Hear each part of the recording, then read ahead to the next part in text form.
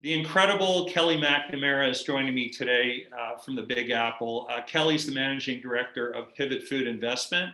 She's part of this purpose-driven movement trying to leverage her skills to help investors and business leaders transform the global food system.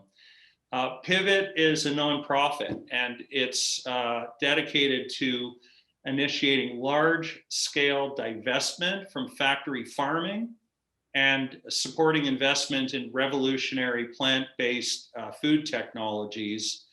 And more specifically, to talk about Kelly's background, she's an entrepreneur, a researcher, and a writer.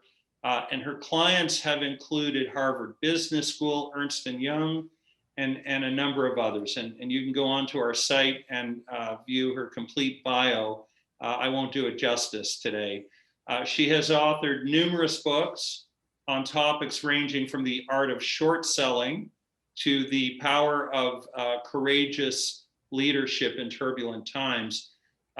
Kelly graduated, some impressive letters behind you, Kelly. You graduated Phi Beta Kappa summa cum laude from the University of Pennsylvania, and you also studied at the London School of Economics, and you hold a Master's of Philosophy from the esteemed Cambridge University. So how are you today, Kelly? I'm great. Thank you so much for having me, Harris. It's an absolute pleasure to be here and to join your listeners. Fantastic. A pleasure having you. So let's dive right in. Tell us about Pivot Foods and the wonderful and novel research that you do. Great. Thank you. So at the highest level, Pivot is working to leverage the power of investment to accelerate the transformation of the global system from one that's heavily reliant on industrialized animal agriculture to one that involves no animal factory farming. And to this end, we're engaging with investors on the riskiness of investments in factory farming and the potential upside of investments in plant-based foods and other alternative protein technologies. That's incredible. So how fast is this happening? It's happening very quickly, we are happy to say. And so when we say accelerate, we really mean this. The investment in plant-based and alternative protein space is well underway. The proliferation of companies that are creating proteins from all kinds of plants and fungi and thin air, literally thin air. It's just amazing to see the amount of science and investment that's coming together to launch these products all over the world. So we are absolutely thrilled to be at the moment that we're in. You know, being a passionate vegan myself and having lived in Northern California, Kelly, I can safely say it just amazes me how many great new products there are out there. It seems as if in a very short duration, maybe 5 years, you've got all of these new technologies that you're referring to in food tech that are now on the grocery store shelves, and not just the grocery store shelves, but we had a guest on who talked about how the fashion industry, how the luxury goods sector is being transformed in places like Milan and across Western Europe. So your research is absolutely important. And can regulators and investor groups keep up with this? I mean, you have this ESG movement and impact investor movement. You want to talk a little bit about that? Sure. That's a great question. And a lot of our research does focus on this, on the ESG risks of investments in factory farming, as well as the lack of alignment with the UN Sustainable Development Goals, which a lot of investors are now also concerning themselves with. So when we talk about the ESG risks of investments in animal agriculture, these risks actually apply to everyone, to people, to animals, to the planet. So the same things that are putting investors at risk are putting the general population at risk. And so for us, we think this is a great opportunity because we have investors' interests aligned with all our interests. And I'm happy to dive into some of these risks because I think people are just not aware. Even some investors we're engaging with, they're just not aware of the negative impacts of animal agriculture on the environment and on people. So I'm happy to dive into that a little deeper.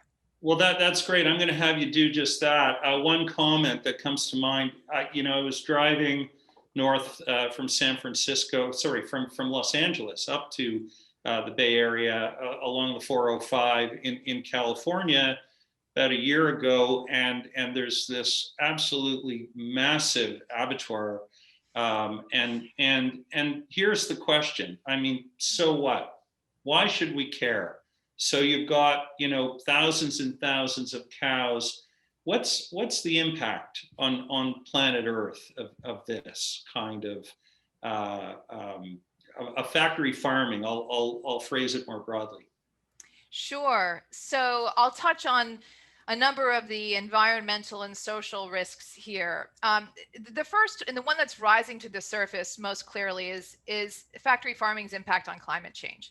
So animal agriculture, many people don't realize, is the second leading cause of climate change. It's the second leading emitter of greenhouse gases. It is the leading emitter of methane, which has a far more destabilizing impact on the environment than carbon. So when people talk about wanting to give up their car or use use less electricity, the biggest thing you can do to have an impact on the climate is to change your diet. Beyond Meat has put this on their site, saying that Americans eat about 3 burgers a week, but if they switch just one of those to a Beyond Burger for 1 year, it would be like taking 12 million cars off the road. So it's just, I think people don't understand, and I didn't understand before I started researching this, just how important it is to look at what we're eating when we think about climate change. I was going to say, how many people do you think really know that or are aware of that? Unfortunately, very few. And I ranked among them until just a few years ago. And this is why it's, again, exciting and invigorating and important that we're doing this work, because investors aren't aware of these risks. The general population isn't aware. It's the danger that's hiding in plain sight, that's hiding in our refrigerators and in every location where we are. And so, again, it's very important to dig a little deeper. Absolutely. So how precisely, well, maybe from 60,000 feet, yeah. How is given the time that we have allotted, but how, Kelly, is the global food system transforming, and how must it transform moving forward? We've got 4 wildfires. I lived through one. Unfortunately, we've got climate change, heating oceans. So what's happening out there?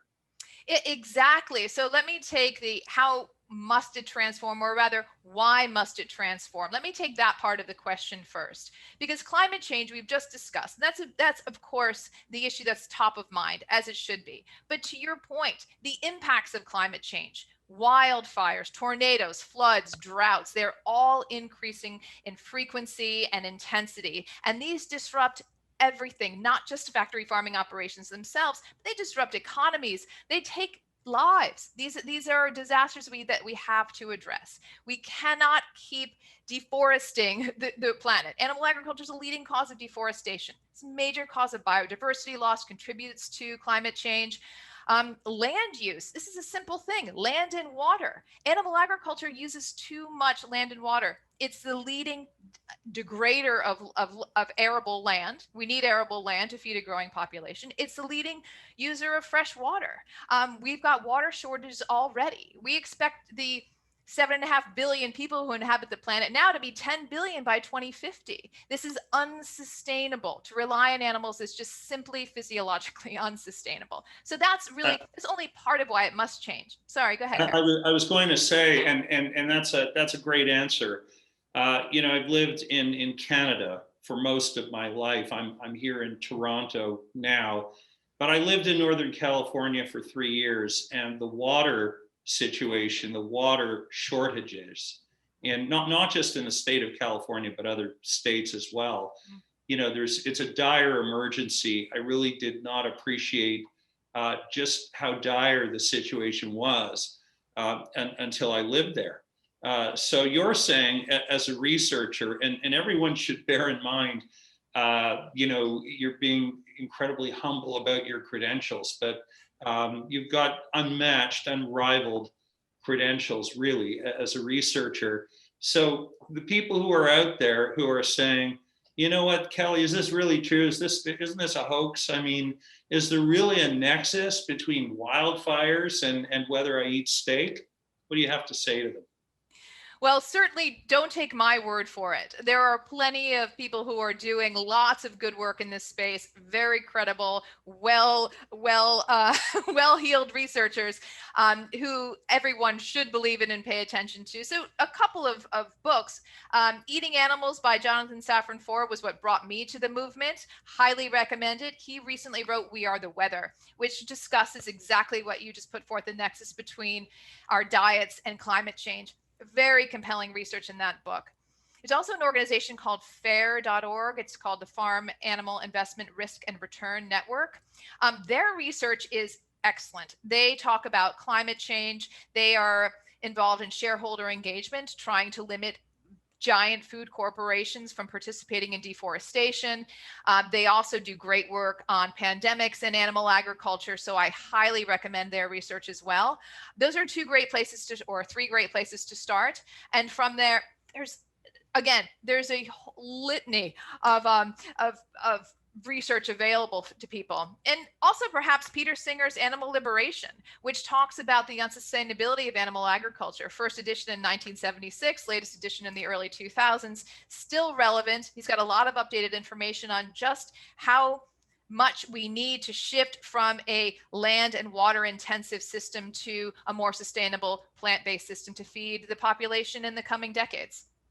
So isn't that interesting? So you mentioned Beyond Meat earlier, and I want to zone in on that. The most successful IPO in 2019, not the most successful vegan IPO, the most successful IPO. Is it fair to say that doing some good for the planet is also good for investors?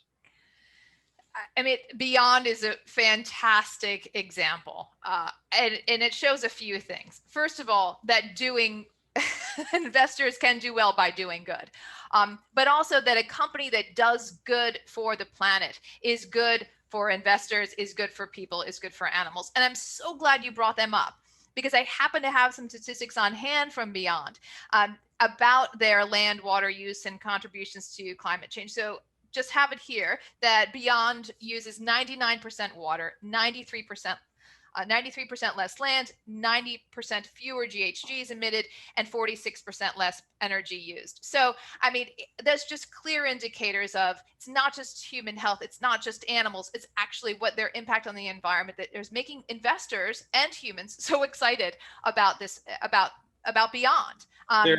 Fair disclosure. Yeah. My wife and I were both early and proud shareholders, and we, in hindsight, invested all too modestly in the company. But we really, all kidding aside, we really did this. My wife prosecuted animal abuse cases for many years, and we really did this on a purpose-driven level. We had tried the products when we were living in California, and we thought, wow, this is a product. First the burger, and then the sausages, which were even better.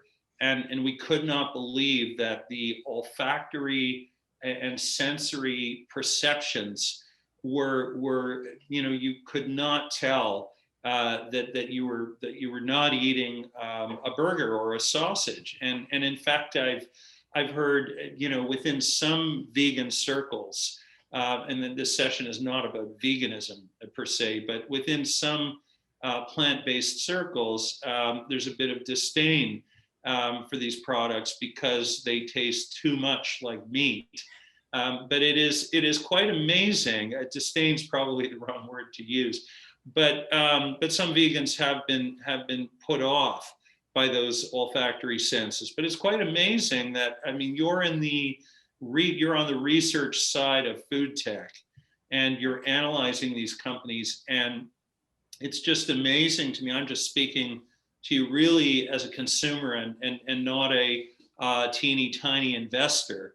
That seems to be a trend now. So many of these great companies are popping up, Kelly. So that said, are you an optimist or a pessimist about the future after seeing pandemics and wildfires? Where do you think this is all going? Well, I am certainly an optimist, and in part because of these companies that are having such an impact so quickly. It wasn't that long ago that people were telling Beyond that their notions were crazy, and now look at what they've done, and they're not alone. So right, there's a highly anticipated IPO of Just has broken into several markets around the world. They've just begun selling their cultivated chicken in Singapore. Major excitement around that. Oatly is coming up. Memphis Meats, cultivated meat company based in California, has raised hundreds of millions of dollars. We're again anticipating the launch of cultivated meat around the world. So from a technology perspective, from the energy and investment that's behind these companies, from that perspective, I have a lot of optimism. These products are already replacing conventional animal-based products. To your point, some vegans don't love how much or how closely they mimic, but their purpose is to replace the animal products that are doing so much damage to people, animals, and the planet, and they're doing it effectively. So from that perspective, I'm optimistic, but I'm also optimistic because I think at this time, with climate change, with social justice issues coming to the surface, with so many young and older people, so many people mobilizing, connecting, speaking out loud, being open, sharing their experiences, connecting on social media, and being vocal about the causes they believe in. All of this gives me tremendous optimism. I think that there's a lot of appetite for change, for transforming so much of what's unsustainable, what's wrong, what's unjust. There's so much energy. And at my age, at 48, I can say that I've never lived in a moment where I felt so much momentum for social change. And that's really what has me feeling the most optimistic. Isn't this a lot like I share your view, and this seems to me to be almost like a post-war era. It's not a war, but it is a war. It's a pandemic. Right. You and I'm 55. I've never seen a pandemic in my lifetime. Yep. I hope to not see one again, and neither do you, obviously. But I think we can liken this, can't we, to being, a post-war era of hopefully prosperity, but also, I'll use the word that I'll use a great word, a word that you'll like, pivot, okay? Right? Because we Yes. really are pivoting, whether by accident or design. And in my humble view, I don't think this is really by accident. Well, let me try this on. Let me ask you, because you're my guest today. So, do you think that the vegan movement, ESG, do you think that the pandemic has accelerated? It may not have been the impetus, for all of this change, but has the pandemic accelerated this change? Is it happening more rapidly as a result? Some research shows that it is. The Good Food Institute in particular has looked at market trends, of consumer trends, the purchases of plant-based meat beginning in March of 2020, and they rapidly accelerated in the US, in Canada, in the UK, and other parts of Europe. So I think that to some extent, people are making the connection between COVID-19 and animal agriculture and thinking, they don't want to contribute to another pandemic. They want pandemic-free food.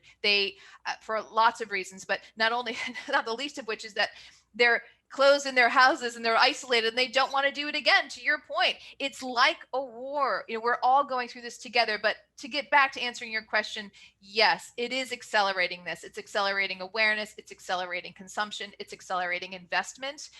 In 2020 alone, as the global economy was slowing down, many parts of it were closed, investment in the plant-based and alternative protein space skyrocketed. total investment in 2019 was 824 million. In 2020, as of late June, it was 1.5 billion. So that just to give you a sense of where COVID-19 has helped move this forward. So Kelly, that's a great answer. So do you think, is it fair to say that some early forecasts were understated in the context of the size of the plant-based market globally? Is that a fair statement? I think it is. And there are still lots of estimates of just how quickly this transformation will occur. So, for example, the global consultancy A.T. Kearney put out a study that said they expect by 2040, I believe it is, that 60% of animal-based products will be replaced by alternatives, non-animal-based alternatives. Whereas the think tank Rethink X has predicted that by 2035, 90% of animal products will have vanished from the marketplace, and that you will see wide-scale bankruptcies among even the largest conglomerates.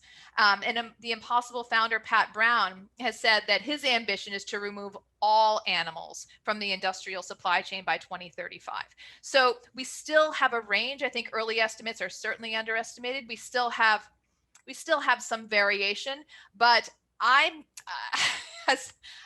just admit, I'm hopeful that this occurs as quickly as possible, and that Pat Brown, who's done amazing things with Impossible, as the other companies we've discussed, have just taken the market by storm, that this continues, and that we see a much faster transformation than lots of people would have imagined even a year ago. And just to be clear, this is not about hostility or vitriol for carnivores, right? I was a carnivore until I was 50, and so the vast majority of my years on planet Earth, unless I live past 100, that is, but I'm not an optimist about that. As healthy as I feel from transforming into a vegan diet, but this is really more about Mother Earth, isn't it? Absolutely. And necessity being the mother of invention. It's a great expression. And now, the investment community has not only had to follow, but it strikes me now, this is just a layperson talking. I'm a regulatory lawyer by training, but I sense that for the first time in ever, really, that the investment community is really embracing this as an opportunity, right? And is that a fair statement? Certainly. I do think that the investment community is embracing this as an opportunity. And you're right that this is not about hostility. This is about, like you put it, this is about Mother Earth. It's also about public health. There's so many risks involved. That pandemics are one, and that's an important one. But antimicrobial resistance, chronic diseases, skyrocketing health costs. Several researchers have asserted that there's institutionalized racism involved in the proliferation of low-grade animal products into poor communities, into schools. There's so much social justice here. And I think, again, we're talking about COVID-19, these issues rising to the surface, that investors even are saying, there's so much on the table, there is so much at stake, and so much is linked to animal agriculture that we didn't see before. So they're seeing a tremendous opportunity. I agree there is one for doing good. Again, not in a hostile way, in the opposite of it's actually the opposite of hostility. We want a healthier people. We want a healthier planet. We want to be able to feed the global population by 2050. And we want to be in an environment that's not overheating to the point where it's becoming uninhabitable. So I think they're capitalizing on all that. That's wonderful to hear. And I agree with you. And so let's shift our discussion to careers, because our platform is really all about purpose-driven careers, which is why we are extremely fortunate, Kelly, to have great minds like yours, inspiring young people and not so young people, because an increasing demographic of student is retraining and reskilling, right? And so what do you have to say to them, and or, you know, my 10-year-old twin girls and my 13-year-old son in the context of future plant-based career opportunities?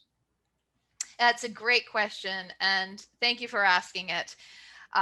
One, I think that there will be numerous opportunities in this space just because it's going to grow exponentially within the next couple of decades. It's already increasing exponentially now, and that trend is, I'm betting on that trend continuing, and plenty of other people agree. But I think what's important to note is that there's so many skills needed in this space. So whether you could be an industrial engineer, a medical doctor, an epidemiologist, a banker, a writer, a supply chain expert, an agronomist. It's the list goes on and on. If you look at GFI's website, for example, you'll see people on their team. They're public policy experts, lawyers, chemists, biologists, entrepreneurs, it's economists, historians, social psychologists. It's just whatever path, whatever skills rather you choose to take, or whatever field interests you, there will be opportunities to join in this movement, because it is not just about food or food production. It's about so many different things, including, again, just sociology, including how do food and culture mix, marketing, communications. I can't think of a field anyone could go into where they couldn't apply their skills in this space, because it's such a comprehensive transformation. That is really high value information, especially coming from someone as well researched as yourself, and I could not agree more. Kelly, what's the one question today that I have not asked you that you wished I would have asked you? Well, I know you spoke about my background, but the one question that I'd like you to ask is how I ended up in the position that I'm in now. So how did you end up in your current role? So this may be of interest to your listeners, especially if they're thinking about changing careers, or what a career path might look like, because mine is quite winding. So that's why I'm excited to answer this question. So again, I've been an entrepreneur and a business writer and researcher for a couple of decades now, and I've worked for other different people in different spaces, and I've always thought, I will find my space. When I find the book I'm supposed to write, or the business I'm supposed to run, or can really dig in and use my skills in a way that helps my head and heart align, I'll know. And I found it when I read Eating Animals. That's how it occurred for me. But I guess the message is, I kept looking. And I encourage everyone who thinks, yes, we all, most of us need to work in the world and find a way and to live and have the things that we need, etc. But never stop looking for the thing that really grips you. And to the extent, of course, I want people to look at this more closely, because I think it's such a rich space. Like we were discussing, so many different kinds of people can contribute, can become interested, can become involved. If it involves every aspect of social justice you could possibly think of, whatever your interest in finding a purpose-driven career might be, I encourage you to look at this space. But mostly, I guess my message is, never stop looking. I'm glad I didn't. I found it. I was in my early 40s. Do I wish I'd found it sooner? Sometimes, but it happens when it happens. And I would say, no matter how old you are, just please keep looking until you find that thing. Well, you had to travel the road that you had to travel to get there, right? I did, yes. It's important. It's a good tip. That's important to remember. Kelly McNamara, an absolute pleasure to have you on our platform today. I want to thank our viewers for listening in, and stay safe and happy holidays, everyone.